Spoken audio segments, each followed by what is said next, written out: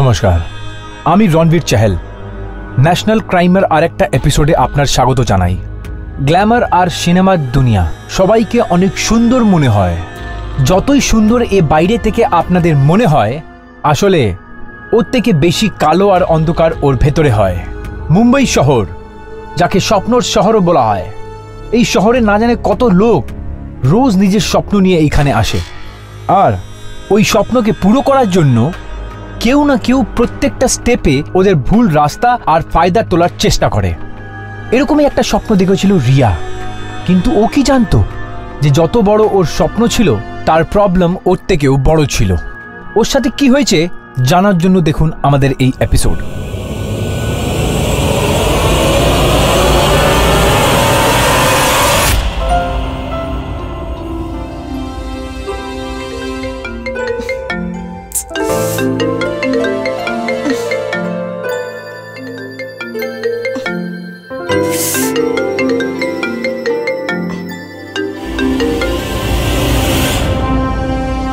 Good morning মা।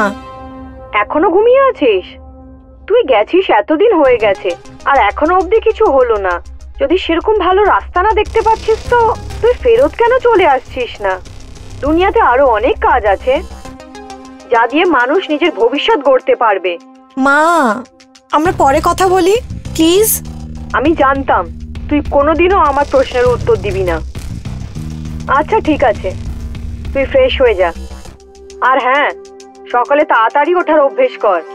ঘড়ি দেখেছিস সকালে 8টা বেজে গেছে।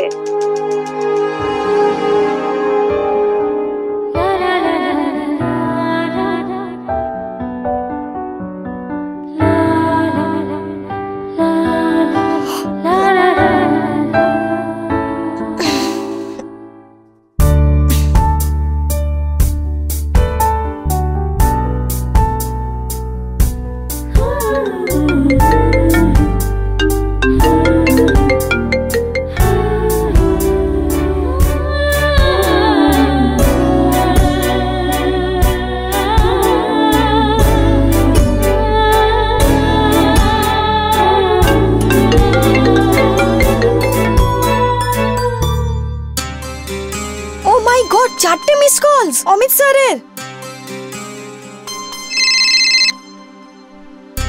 Sorry sir, I am so sorry, please. यार তোমরা না এক্সকিউজ দেওয়া বন্ধ করো তো। তোমাদের মুম্বাই অনেক ইজি মনে হচ্ছে নাকি? স্যার প্লিজ, আপনি এত রাগ করবেন না প্লিজ স্যার। আচ্ছা ঠিক আছে, কিন্তু তুমি আমায় ইমিডিয়েট রিপ্লাই করো। সরি স্যার, আমি এর পর থেকে খেয়াল রাখবো। আচ্ছা, তোমার কিছু পিকস আর অডিশন লিংক আজকে সন্ধ্যে পর্যন্ত পাঠিয়ে দাও। ঠিক আছে স্যার, যত তাড়াতাড়ি সম্ভব আমি আপনাকে পাঠিয়েছি। Okay sir, thank you.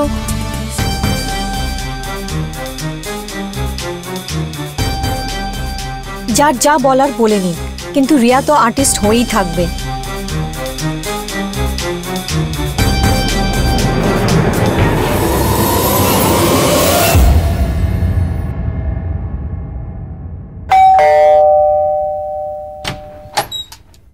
High, ভেতরে আসি? আরে আয় না।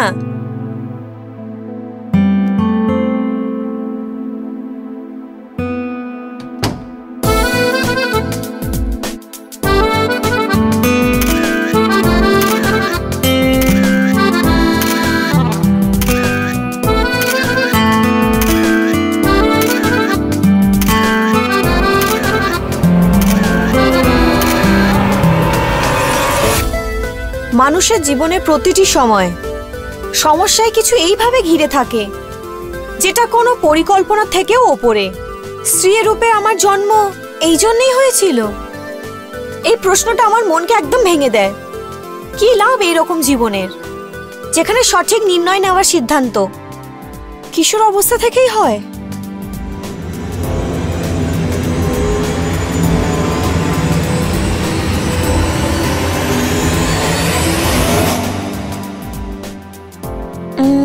এতে ফেস ভালো আসেন, এটা ভালো, এটা ফরওয়ার্ড করে দে।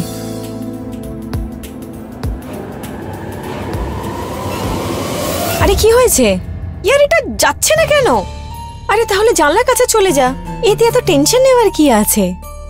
বুদ্ধি তো আছে তোর কাছে, তুই যা গিয়ে আগে নিজের কাজ কর।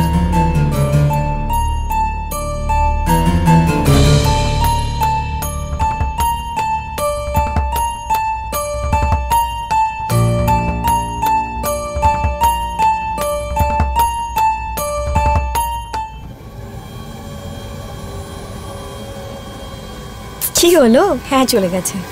আরে বাহ, এটা তো খুব ভালোই কথা। আচ্ছা সোনিয়া তুই বস, আমি তোর জন্য কিছু খাবারে নিয়ে আসছি। রিয়া, হ্যাঁ অমিত কাস্টিং এর মেসেজ এসছে।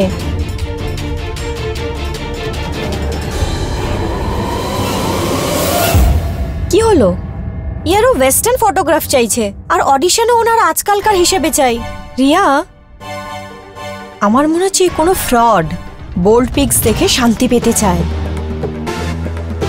এবার মনকে সান্ত্বনা দিক বা অন্য কিছু করুক, কাজ তো করবই। এর মানে দুনিয়া যাই বলুক, রিয়া তো আর্টিস্ট হবেই।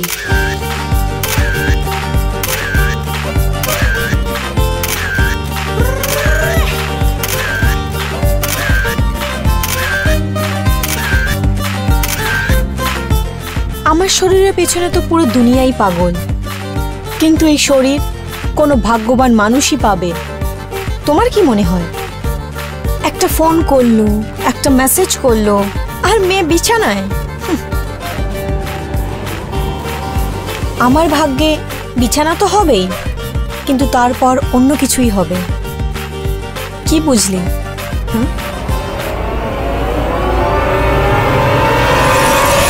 সফলতার রাহে এগিয়ে যাওয়া সবার অধিকার আছে, কিন্তু সেই রাস্তায় অনেকবার আমরা নিজের বন্ধুর কথা ইগনোর করে দিই। আর এরকমই কিছু হয়েছে রিয়ার সাথে। সোনিয়ার অনেক বোঝানোর পরেও ওর কথা না মানার রিয়া শুধু নিজের ক্যারিয়ার দেখতে পাচ্ছিল। ও নিজের ভবিষ্যতের জন্য ও নিজের স্টেপকে সঠিক প্রুফ করতে চাইছিল, কিন্তু রিয়া এই কথা একদমই বুঝতে পারেনি যে ও কোথাও ফেসে যাবে। তারপর একদিন রিয়াকে একটা অপশন দেওয়া গেল। স্যার আমি এটা কি করে অ্যারেঞ্জ করব? দেখো আমি বুঝতে পারছি কি 50,000 টাকা অ্যারেঞ্জ করা তোমার পক্ষে এত সুবিধা না, কিন্তু বড় লোকের একটা রাস্তা হয় কাজ করার। আর এটা একটা মাল্টি স্টারার মুভি। দেখো আমি যদি মুভি থেকে ডাইরেক্ট ইনভলভ হতাম, আমি তোমার থেকে একটা টাকাও নিতাম না, কিন্তু যেই কাস্টিং ওয়ালার কাছে এই প্রজেক্ট আছে সে অনেকই বড় আর ওর কিছু নিজের চার্জেস আছে। তো তুমি কোথাও থেকে অ্যারেঞ্জ করে নাও আর ওকে সাইনিং এর পর ফেরত দিয়ে দিও।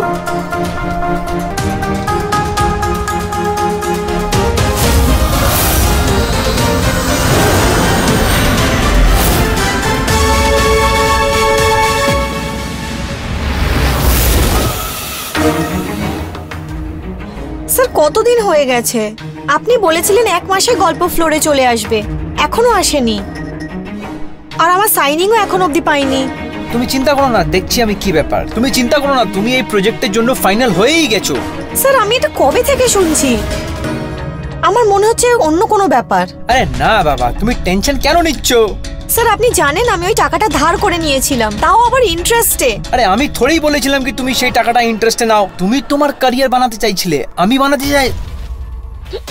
তাহলে ওয়েট করো, যেরকমই কোনো আপডেট আসবে আমি তোমায় কল করব। আর তুমি বারবার আমায় ফোন করো না, আমার কাছে অনেক কাজ আছে। কিন্তু স্যার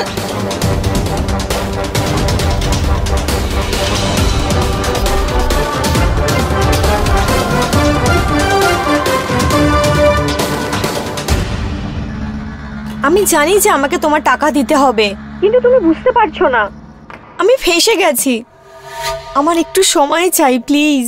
দেখো আমি তোমার অনেক ছলনা দেখেছি আর তোমায় বুঝতেও পেরেছি, কিন্তু আমারও কিছু প্রয়োজন আছে যেটা তুমি বুঝতে পারছো না। বলতে কি চাইছো তুমি? যেটা তুমি ভাবছো। দেখো তুমি মুশকিলে আছো আর আমিও নিজে মুশকিল আসান হতে চাই, কেননা আমরা একে অপরের মুশকিলকে দূর করি। তুমি কি ভাবছো?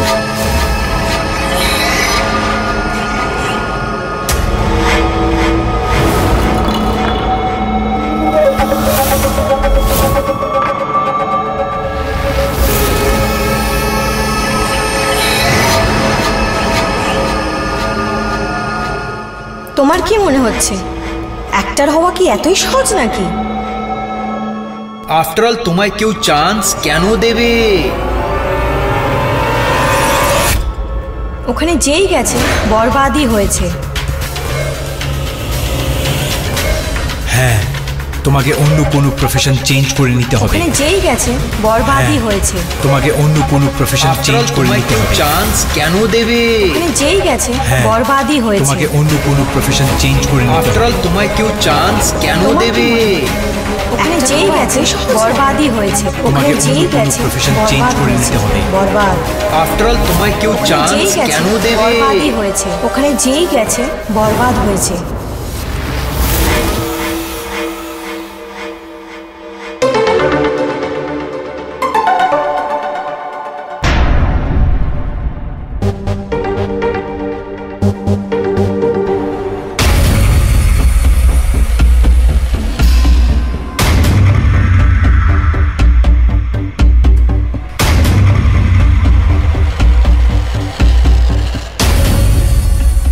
রিয়া, একটা কথা বলতে চাই তোমায়, যে আমার সুন্দরী মেয়ে খুব ভালো লাগে। আই হোপ তুমি বুঝতে পারছো যে আমি কি বলতে চাই।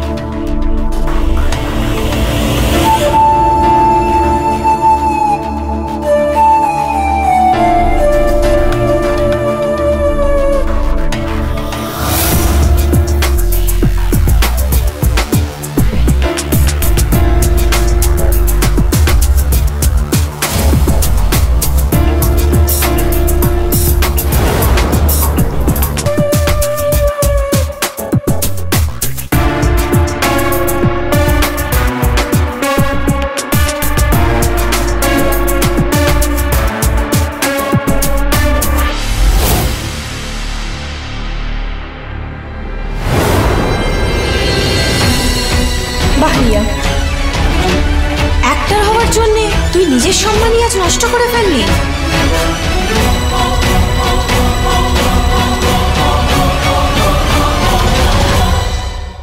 ইয়ার অ্যাটলিস্ট আজকের দিনে তো টেনশন নিস না, আজ তোর বার্থডে। আরে ইয়ার কিভাবে টেনশন নেব না? এক তো এক নম্বরের শয়তান কাস্টিংওয়ালা কবে থেকে উল্লু বানাচ্ছে আমাকে। আর ওই সচিন অল্প কটা টাকার জন্য কতটা নিচে নামতে পারে। দেখ, এইভাবে মুখ শুকিয়ে বসে থাকলে তো কোনো সলিউশন পাওয়া যাবে না। ইয়ার আমি কিচ্ছু বুঝতে পারছি না, আমার লাইফে একদিকে কুয়ো আর একদিকে খাদ, আমি কি করব? কি করবি তুই? কি করতে চাস তুই? কি করব আমি কিছু জানি না। আপাতত তো আমি আমার বার্থডে সেলিব্রেট করতে চাই। ইয়েস, এটাই হলো কথা। আচ্ছা চল বল, তোর জন্য কোন কেকটা নিয়ে আসবো আমি? ইয়ার তোর যেটা ভালো লাগে। আরে এরম কি করে? এবার ভাও খাস না, আজ তোর বার্থডে, তাহলে কেকটাও তো তোর পছন্দেরই হতে হবে।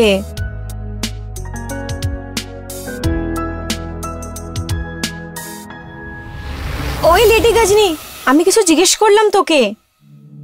সোনিয়া, আমি কিছু প্ল্যান করছি। আমি এটা ভাবছি যে আজ আমার বার্থডে, তাহলে কেন নয় কাস্টিংওয়ালাকে আজ ইনভাইট করি আর ওকে জিজ্ঞেস করি যে অ্যাকচুয়াল সিনটা কি। ইয়েস, এটা খুব ভালো আইডিয়া। চল ঠিক আছে, একটা কাজ করি, আমিও বেরোই। ততক্ষণ তুই ওই কাস্টিংওয়ালাকে কনভিন্স করে নে, আর আমি সন্ধেবেলা দেখা করছি তোর কেকের সাথে। ওকে, চল বাই। চল।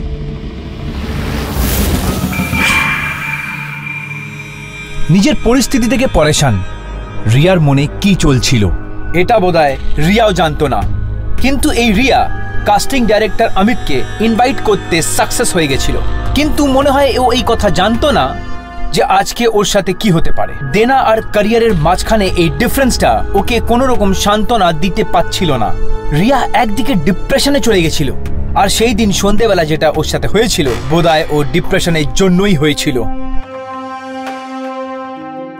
Happy birthday to you. Happy birthday to you. Happy birthday dear Ria. Happy birthday to you.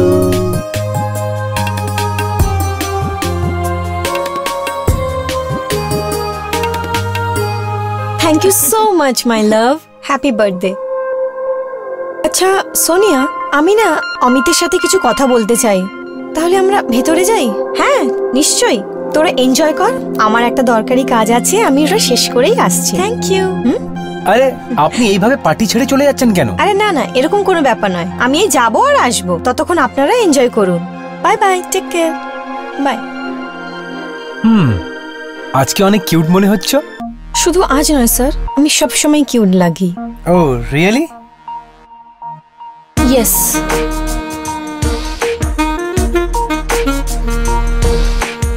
Beautiful gift to a beautiful girl. Thank you.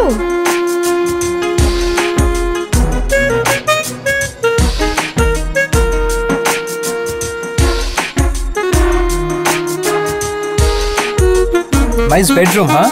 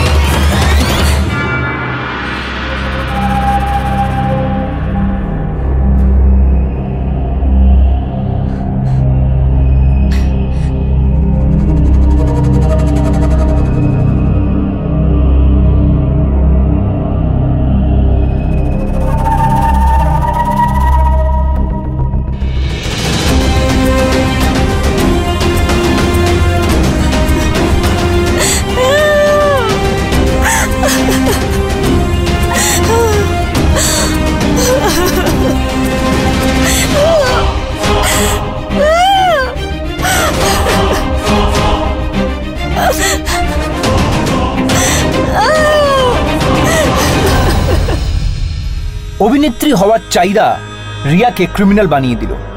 অনেকবার মানুষ অল্প টাকার জন্য ক্রাইম করে ফেলে। রোহিত থেকে সুদে নিয়ে যাওয়া টাকা ওকে অনেক কষ্ট দিচ্ছিল। বোধহয় ওরই ডিপ্রেশনে এসে রিয়া অমিতকে মেরে ফেললো।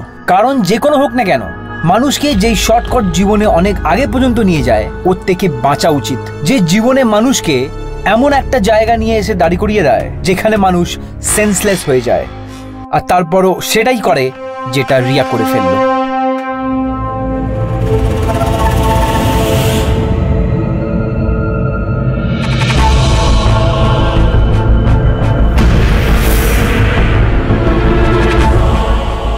হবলদার। Yes sir. বডিকে এখনই পোস্টমর্টমের জন্য পাঠাও। একে নিয়ে যান, জিপে বসান। চলিয়ে ম্যাডাম, চলিয়ে।